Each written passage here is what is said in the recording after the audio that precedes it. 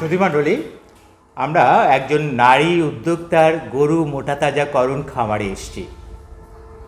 তার কাছ থেকেই শুনবো তিনি কিভাবে গরু মোটাতাজাকরণ করছেন। আচ্ছা, আপনার কাছে জানতে চাই যে বর্তমানে মোটাতাজাকরণের কয়টা গরু রয়েছে? মোটাতাজাকরণের আমার 5টি গরু। এই গরুগুলো কি আপনি কিনে নিয়ে এসেছেন নাকি আপনার খামারে জন্ম নিয়েছে এই গরুগুলো? আমার খামারে জন্ম নিয়েছে। মানে আপনার তো দুগ্ধ খামার রয়েছে, তাই না? জি জি জি। সেই গাভীগুলো থেকে এই গরুগুলো জন্ম হয়েছে, তাই না? জি। এগুলো কি ষাঁড় গরু নাকি বকনা? ষাঁড় গরু। এগুলো ষাঁড় গরু, তাই না? জি জি। এগুলোর বয়স কত চলছে এখন? 7 মাস থেকে 15 মাস পর্যন্ত। মানে এর আগে কি আপনি মোটাতাজাকরণ করে গরু বিক্রি করেছেন? জি, আমি প্রথম যখন খামার শুরু করি তখন মোটাতাজাকরণ গরু ছিল আর কি আমার। মানে মোটাতাজাকরণ দিয়ে শুরু করেছেন? জি জি জি। আচ্ছা, পরে দুগ্ধ গাভী এনেছেন নাকি? জি। আচ্ছা, তাহলে সেটাতে কি আপনি লাভ করেছিলেন? হ্যাঁ, মোটামুটি প্রফিট হচ্ছিল। আচ্ছা, তো প্রথম ব্যাচে আপনি যখন মোটাতাজাকরণের গরু বিক্রি করেন তখন কতগুলো গরু বিক্রি করেছিলেন? আমার 18টি গরু বিক্রি করেছিলাম। 18টা? জি। আচ্ছা, সেখানে আপনি লস করেন নাই? না, লস করিনি। এখন আপনার কাছে জানতে চাই যে আপনার এই মোটাতাজাকরণের গরুকে কয়বেলা কি কি খাওয়াচ্ছেন? এখনও তো ওরা ছোট, আমি গাভীর যে খাবারটা দিচ্ছি ওইটাই 2 বেলা ওই খাবারটাই দিচ্ছি। ওদের বয়স যখন মানে 18 মাসে পড়বে তখন আমি ওদের ফ্যাটেনিংয়ের জন্য ওদের যে খাবারটা লাগে ওইটা আর কি আমি তৈরি করে তখন ওইটা ইউজ করব। আচ্ছা, এখন স্বাভাবিকভাবে বাড়বে? জি জি জি। তারপরে যখন 18 মাস বয়স হবে তখন ফ্যাটেনিংয়ের খাবারটা দিবেন? জি। ফ্যাটেনিংয়ের তো খাদ্যটা একটু বেশি দেওয়া দরকার। আর যেটা হচ্ছে আমি তো একটু লং টাইম মানে পালবো এটা, সেই জন্য আমাকে শুরুতেই এত হেলদি খাবার দেয়া যাবে না আর কি। আচ্ছা। আর যারা 3 মাস 6 মাস করে তাদের খাবারের রেশিওর হিসাবটা আলাদা। কিন্তু আপনি যে এই যে 18 মাসে শুরু করবেন, জি জি, তো তারপরে কত মাস আপনি লালন পালন করবেন? 18 মাস পরে আরো 6 মাস? আমি 4 দাঁত পর্যন্ত। 4 দাঁত? হ্যাঁ, 4 দাঁত হলেই তো এর চাহিদা বেড়ে যায়। হ্যাঁ, তবে আমি আর কি 2 দাঁতের গুলা আবার ধরেন অনেকে নিয়ে আবার ওরা আরো বড় বড় খামারে তারা আরো বড় করে আর কি। আচ্ছা, 4 দাঁত যখন হবে গরুগুলোর তখন গরুর বয়স কত হবে? আমার এটা যে 16 মাসে আমার যে আরিয়াগুলা সেটা এখনো দাঁত হয়নি। 16 মাস হয়েছে কিন্তু এখনো দাঁত হয়নি। না, সাধারণত 2 বছর হলে মনে হয় 2 বছর হলে হ্যাঁ আমি দাঁত হয়, জি জি, তাই না? তারপরে আরো 2 দাঁত, 4 দাঁত। জি জি। তাহলে এতদিন যে আপনি লালন পালন করবেন 4 দাঁত পর্যন্ত, জি, তো ততদিন যা খাওয়াবেন, তো ওই অবস্থায় গরু বিক্রি করলে কি আপনার লাভ হবে? আশা করি হবে। তারপরে আমি আমার নিজস্ব মানে নিজের খামারের গাভী দিয়ে একটা এক্সপিরিয়েন্স নিতে চাচ্ছি আর কি। আচ্ছা, আগে কেনা গরু নিয়ে এসে আপনি মোটাতাজাকরণ করেছেন। জি জি। আর এখন আপনার নিজের খামারে জন্ম নেওয়া বাছুরগুলোকেই আপনি মোটাতাজা করে বিক্রি করবেন, তাই না? জি জি। এক্ষেত্রে আপনার দুটো ব্যাপার আছে, যে আপনি 2 বছর পরে বিক্রি করলেও খাবার খেলেও মানে গাভীর যে দামটা, হ্যাঁ, এটা যদি আপনি বাছুরের যে দামটা, সেই বাছুরের দামটা আপনি যদি বাছুর বিক্রি করতেন দুধ ছাড়ার পরে, তাহলে সেই দামটা কিন্তু আপনাকে বাদ দিতে হবে। দেওয়ার পর আপনাকে হিসাবটা করতে হবে যে আপনার লাভটা হচ্ছে কিনা। জি জি, তাই না?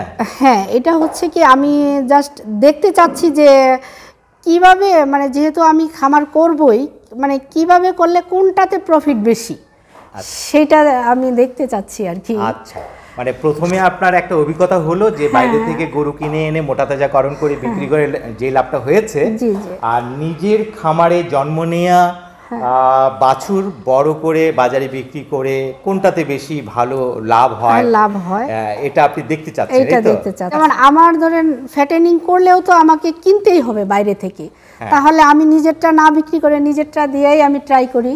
হ্যাঁ, এটা বেশি ভালো যে আপনার এখানে এটা সুস্থ আছে। আমার অন্যটা বাইরে থেকে কিনলে তো সুস্থ নাও থাকতে পারে। রাইট, ভ্যাকসিন দেওয়া আছে আমার, এগুলা টাইম টু টাইম আমি ভ্যাকসিন দিচ্ছি। আর তাছাড়া একটা খামারে যদি অসুস্থ গরু ঢোকে তাহলে সব গরুই অসুস্থ হয়ে যেতে পারে, এফেক্টেড হয়ে যায় সবগুলো। আচ্ছা, এই ক্ষেত্রে আপনার একটা সুবিধা তো রইলই যে বাইরে থেকে কিনতে হচ্ছে না এবং নিজের খামারেরই গরু আপনি মোটা তাজাকরণ করছেন। তো আর আপনার যেটা হচ্ছে লাভের কথাটা যেটা বলছেন, আমি হচ্ছে এখন লাভের দিকে অতটা ফোকাস দিচ্ছি না। আমি হচ্ছে আমার এক্সপিরিয়েন্সটা নিতে চাচ্ছি আর কি। এক্সপিরিয়েন্স নিয়ে তো আমি এটাকে বড় করতে চাচ্ছি। এখন এক্সপিরিয়েন্স ছাড়া হুট করে কোনো কিছু বড় করলে লস হওয়ার সম্ভাবনাই থাকে বেশি। আচ্ছা, হ্যাঁ, এটা অবশ্যই যে অভিজ্ঞতা না থাকলে তো হবে না। তো কতদিন ধরে করছেন আপনি খামার? আমার ধরেন একেবারে শুরুটা 3 বছর। আচ্ছা, এর মধ্যে তো আপনার অনেক অভিজ্ঞতা হয়েও গেছে। দুগ্ধ গাভী আপনার দুধ দিচ্ছে এবং 3টা গরু, তারপরেও আমি মনে করি আরো জানার আছে, আরো জানার আছে। আচ্ছা, আপনার এই যে অতীতে আপনি মোটা তাজাকরণ করেছেন, তখন কি কোনো ধরনের অসুখ বিসুখ হয়েছে আপনার গরুগুলোর? না না না, আমার ফ্যাটেনিংয়ে কোনো রকম অসুখ হয়নি। কিন্তু মাঝখানে একটু যখন আমার বকনা থেকে আমি গাভী তৈরি করতে নিয়েছিলাম, তখন আমার একটু এফেক্ট হয়েছিল আর কি। আচ্ছা, ওই গাভী করতে গিয়ে, তাই না? গাভী করতে গিয়ে বলতে যে খুরার যে ভাইরাসটা এসেছিল সারা বাংলাদেশে, যে একটা ঝড় আসছে, আমার 23 সেপ্টেম্বরে আমার খামারে সেই প্রবলেমটা হয়েছিল আর কি। কিন্তু গরু মোটা তাজাকরণে সেটা সমস্যা হয় না না না, সেটাতে কোনো সমস্যা হয় না। গরু মোটা তাজাকরণের কোনো অসুখ বিসুখও হয়নি আপনার? না না না, কোনো আপনি মানে অসুখ যেন না হয় এর জন্য আপনি কি করেন? অসুখ যেন না হয় আমি তো টাইমলি ধরেন 6 মাস পর পর প্রত্যেকটা ভ্যাকসিনই দিচ্ছি। তারপরে হচ্ছে খামারের ক্লিনিংটা সবচেয়ে মানে গুরুত্বপূর্ণ, মানে পরিষ্কার পরিচ্ছন্ন রাখাটা। সেই ক্ষেত্রে প্রতি সপ্তাহে ব্লিচিং দেওয়া, শেডটা ওয়াশ করা, ফ্লোরগুলো, খাবার পাত্র, তারপরে হচ্ছে আপনার পটাশ দিয়ে ওয়াশ করা। আর খামারের বায়োসিকিউরিটিটা এখনও আমি ভালো করে মেনটেন করতে পারছি না, তাও আমার খামারে খুব বাহিরের লোকজন ঢুকে না বললেই চলে। তাহলে খামার পরিষ্কার পরিচ্ছন্ন রাখতে হবে, ভ্যাকসিনগুলো সময় মতো দিতে হবে, ঠিকমতো খাওয়াতে হবে।